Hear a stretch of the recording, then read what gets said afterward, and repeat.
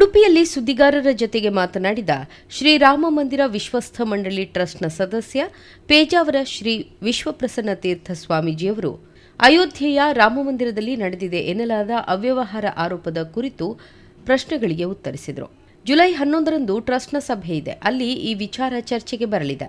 ನಾನು ಆ ಸಭೆಯಲ್ಲಿ ಭಾಗಿಯಾಗಲಿದ್ದೇನೆ. ವಿಚಾರ ತಿಳಿದು ಬಳಿಕ ಪ್ರತಿಕ್ರಿಯೆ ನೀಡುತ್ತೇನೆ ಎಂದರು.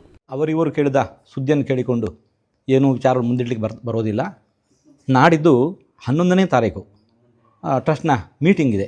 ನಾವು ಆವಾಗ ಅಲ್ಲಿಗೆ ಹೋಗ್ತಾ ಇದ್ದೇವೆ. ಅಲ್ಲಿ ಏನು ವಿಷಯ ಅನ್ನೋದನ್ನು ತಿಳಿದು ನಿಮ್ಮೆಲ್ಲರ ಮುಂದೆ ಇಡ್ತೇವೆ. ಆವಾಗ 200 ಕೆಜಿ ಬೆಳ್ಳಿ ನೀಡಿದ್ರೂ ರಶೀದಿ ಕೊಟ್ಟಿಲ್ಲ ಎಂಬ ಆರೋಪದ ಬಗ್ಗೆ ಪ್ರತಿಕ್ರಿಯಿಸಿದ ಸ್ವಾಮೀಜಿ, ದೊಡ್ಡ ಮಟ್ಟದ ದೇಣಿಗೆ ನೀಡಿದವರು ಅಲ್ಲಿಯೇ ರಶೀದಿ ತೆಗೆದುಕೊಳ್ಳಬೇಕು.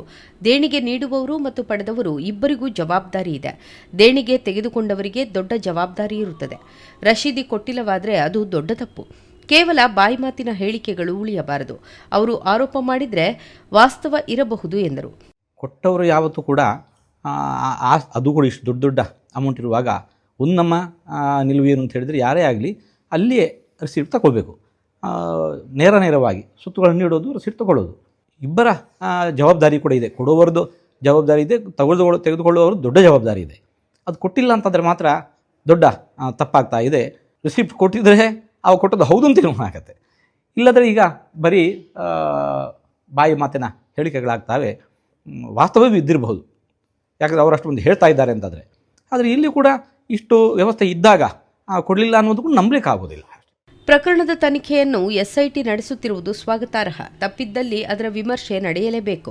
ಆರೋಪಿಗಳಿಗೆ ತಕ್ಕದಾದ ಶಿಕ್ಷೆಯಾಗಬೇಕು. ದೇಶ ವಿದೇಶದ ಸಮಸ್ತ ಶ್ರದ್ಧಾಳುಗಳ ಕೇಂದ್ರ ಅದು. ಇಂತಹ ಕೇಂದ್ರದಲ್ಲಿ ಇಂತಹ ಘೋರ ಅಪಚಾರ ನಡೆಯಬಾರದಿತ್ತು. ನಡೆದದ್ದು ಹೌದಾದರೆ ಖಂಡಿತ ಶಿಕ್ಷೆಯಾಗಬೇಕು. ಸತ್ಯಾಸತ್ಯತೆ ಶೀಘ್ರವಾಗಿ ಹೊರಬರಬೇಕು ಎಂದು ಒತ್ತಾಯಿಸಿದರು. ತಪ್ಪಿದ್ದಲ್ಲಿ ಅದರ ವಿಮರ್ಶೆ ನಡೆಯಲೇಬೇಕು. ಅದಕ್ಕೆ ತಕ್ಕದಾದ ಶಿಕ್ಷೆ ಆಗಲೇಬೇಕು. ಯಾಕೆಂತಂದರೆ ಇದು ಒಬ್ಬಿಬ್ಬರಲ್ಲ, ದೇಶ ವಿದೇಶಗಳ ಸಮಸ್ತ ಶ್ರದ್ಧಾಳುಗಳ ಶ್ರದ್ಧಾ ಕೇಂದ್ರ ಆದದ್ದಾಗಿದೆ. ಇಂತಹ ಘೋರ ಅಪಚಾರ ಇಲ್ಲಿ ನಡೆಯಲೇಬಾರದಿತ್ತು. ಅದರಿಂದಾಗಿ ನಡೆದು ಹೌದು ಅಂತಂದರೆ ಆವಾಗ ಅವಶ್ಯವಾಗಿ ಅದಕ್ಕೆ ತಕ್ಕ ಶಿಕ್ಷೆ ಆಗಬೇಕು, ಅದು ವಿಚಾರಣೆ ಆಗಬೇಕು. ಎಲ್ಲ ವಿಷಯಗಳು ಕೂಡ ಯಾಕೆ ಹೀಗಾಯಿತು ಅನ್ನೋದು ಹೊರಬರಬೇಕು. ರಾಮ ಮಂದಿರಕ್ಕೆ ದೊಡ್ಡ ಮೊತ್ತದ ದೇಣಿಗೆ ನೀಡುವ ಬದಲು ಬಡವರಿಗೆ ಮನೆ ಕಟ್ಟಿಸಿ ಕೊಡಿ ಎಂದು ಕರೆ ನೀಡಿದ್ದೆವು. ರಾಮದೇವರ ಸೇವೆಯ ರೂಪದಲ್ಲಿ ಬಡವರಿಗೆ ಮನೆ ಕಟ್ಟಿಕೊಡಿ. ನಮ್ಮ ಊರಿನ ಬಡವರಿಗೆ ಸೂರು ನಿರ್ಮಾಣವಾಗಲಿ. ಅವಕಾಶ ವಂಚಿತರಿಗೆ, ದೀನದಲಿತರಿಗೆ ಮನೆ ಕಟ್ಟಿಸಿಕೊಡಬಹುದು. ಆ ಮೂಲಕ ರಾಮ ಸೇವೆ ಮಾಡಬಹುದು. ಒಳ್ಳೆಯ ಕೆಲಸ ಮಾಡಿ ದೇವರಿಗೆ ಸಮರ್ಪಿಸಬಹುದು. ರಾಮದೇವರು ಜನನಿ ಜನ್ಮಭೂಮಿಶ್ಚ ಎಂದು ಹೇಳಿದ್ದಾರೆ. ದುಃಖಿತರಿಗೆ ಸಹಾಯ ಮಾಡೋದೇ ನಿಜವಾದ ರಾಮಸೇವೆ ಎಂದು ಪೇಜಾವರ ಶ್ರೀಗಳು ನುಡಿದರು. ರಾಮದೇವರ ಹತ್ರ ಹೋದಾಗ ರಾಮದೇವರ ಸೇವೆ ಮಾಡಬೇಕು, ಏನಾದರೂ ಸೇವೆ ಮಾಡಬೇಕು ಅಂತ ಎಲ್ರಿಗೂ ಅಪೇಕ್ಷೆ ಇದ್ದೇ ಇರುತ್ತೆ.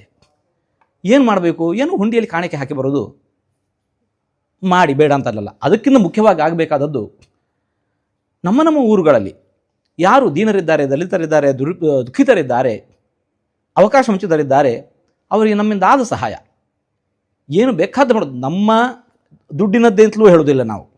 ನಮ್ಮ ವೃತ್ತಿ, ನಮ್ಮ ಉದ್ಯೋಗಗಳ ಅಡಿಯಲ್ಲಿಯೇ ಸಾಕಷ್ಟು ಸಮಾಜ ಸೇವೆಯನ್ನು ಮಾಡಲಿಕ್ಕೆ ಅವಕಾಶ ಇದೆ. ಅದನ್ನು ಮಾಡಬೇಕು.